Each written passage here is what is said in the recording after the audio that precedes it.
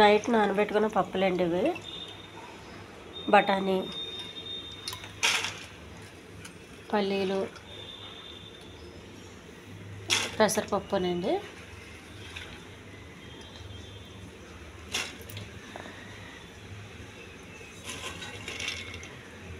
పెసరపప్పు, బఠానీ, పల్లీలు, బొబ్బర్లు, శనగపప్పునండి. మొత్తం కలిపి నానబెట్టాను నైట్. ఇప్పుడు కొంచెం కుక్కర్లో వేసుకోవాలి. కొద్దిగా అల్లం వెల్లుల్లి పేస్ట్ అండి,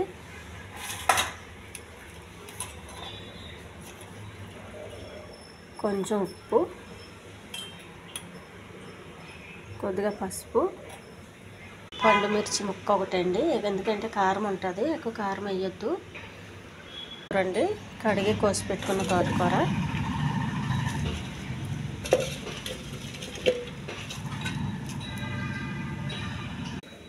ఒక గ్లాస్ వాటర్ అండి. పప్పు ఉడికేంత వరకు కావాల్సిన నీళ్ళు పోసుకోండి. మీకు ఎంత వాటర్ కావాలంతా అండి. కుక్కర్ పెడుతున్నాను స్టవ్ పైన. ఒక 5-6 విజిల్స్ రావాలండి. పప్పు ఎందుకంటే పల్లీలు, బొబ్బర్లు ఇవన్నీ కొంత ఉడకాలి కాబట్టి. తాలింపు రెడీ చేసుకోవాలండి. ఆవాలు, జీలకర్ర,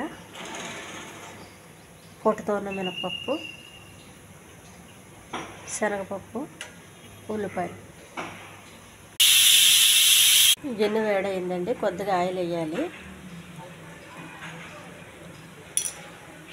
కొంచెం పొట్టుతో ఉన్న మినపప్పు ఎగించాలి ఫస్ట్, ఎందుకంటే అది కొంచెం మందంగా ఉండి తొందరగా వేగదు.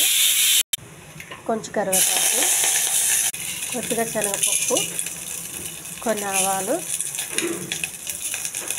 కొన్ని ఉల్లిపాయలు, ఇవి కూడా దోరగా వేగించాలి.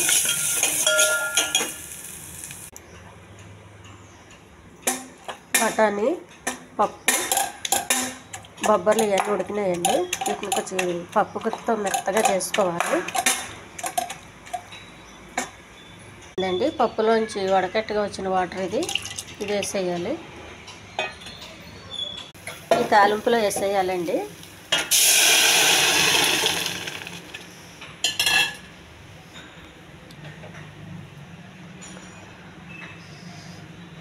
పప్పులు, తోటకూర రెడీ అయిందండి.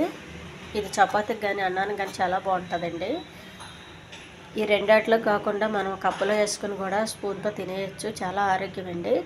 ఈ ఛానల్ నచ్చితే సబ్స్క్రైబ్ చేయండి, షేర్ చేయండి, లైక్ చేయండి. చాలా హెల్దీ పప్పు అండి. మన ఇంట్లో ఉన్న పప్పులన్నీ ఎన్నైతే ఉంటాయో అన్నీ కొనుక్కొని వేసుకుని చేసుకుంటే చాలా టేస్ట్గా ఉంటుందండి.